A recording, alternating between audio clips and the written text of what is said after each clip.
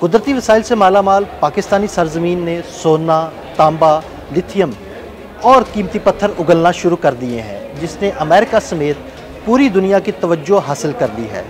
पाकिस्तानी सरजमीन से निकलने वाली ये कीमती मादनियात किन इलाकों में मौजूद हैं और इन्हें निकालने के लिए क्या इक़दाम किए जा रहे हैं, आइए आपको तफसील से बताते हैं।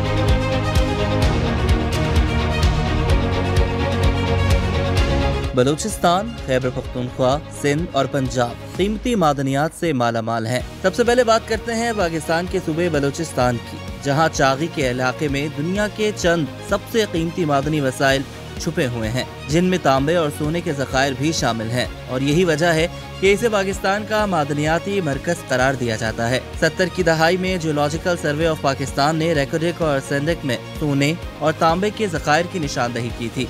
चागी में वाक़े रेकोडिक ज़खायर को अक्सर एक सोया हुआ देव कहा जाता है।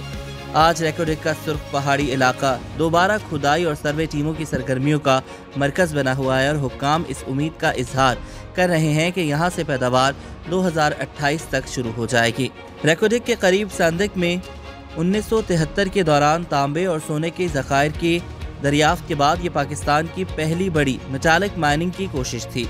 एक अंदाजे के मुताबिक यहाँ कई 100 मिलियन टन से ज़ायद खाम माल मौजूद है।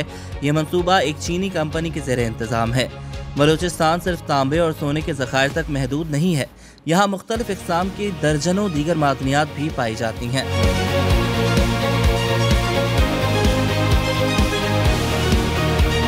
किला सैफुल्लाह के मुस्लिम बाग के पहाड़ी इलाके में सदियों से क्रोमाइट निकाला जा रहा है, जो स्टेनलेस स्टील की तैयारी में इस्तेमाल होता है।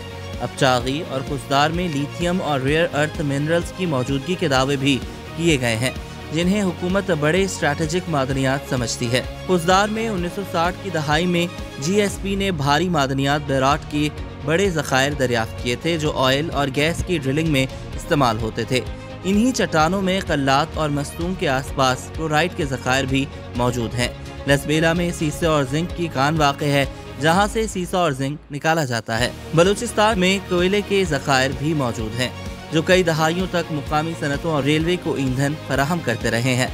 बलूचिस्तान के अलावा पाकिस्तान के दीगर सूबों में मादनियात के वसी ज़खायर हैं। खासतौर पर खैबर पख्तूनख्वा के मुख्तलिफ इलाकों में बड़े पैमाने पर गैस और कई मिनरल्स के बड़े ज़खायर मिले हैं।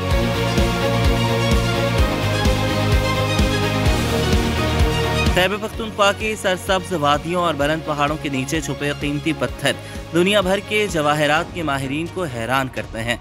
सवात के ज़मरुद दुनिया में फाइन ज्वेलरी में एक अलग मुकाम रखते हैं।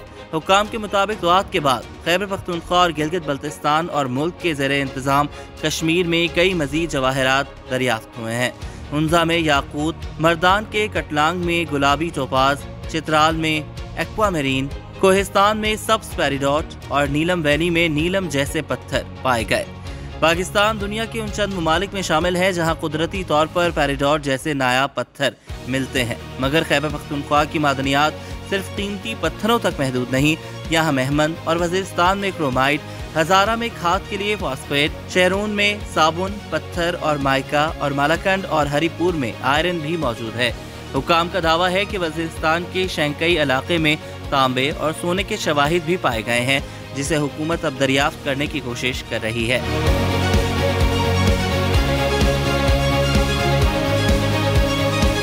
कोहाट में तेल और गैस की दरियाफ्त के बाद वहां भी कुछ सरगर्मियां हो रही हैं। खैबर पख्तूनख्वा मार्बल यानी संगमरमर के शोबे में बहुत आगे है।